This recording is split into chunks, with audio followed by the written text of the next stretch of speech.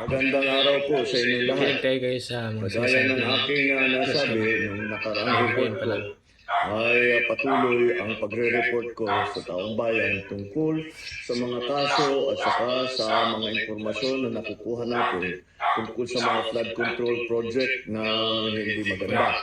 At kaya ngayon ay na-school pa lamang sa ating mga kababayan na ang ICI at saka ang DPWH ay lahat ng nakuha nila na informasyon ay ibibigay na sa ombudsman para imbestigahan ng ombudsman. Ito ay tungkol sa mga informasyon ng dating Speaker Martin Romualdez at saka ni Saldico. Nakita lahat ng ebidensya, baka mag-file ng kaso ng plunder o anti-graft o indirect bribery. Malakas naman ang load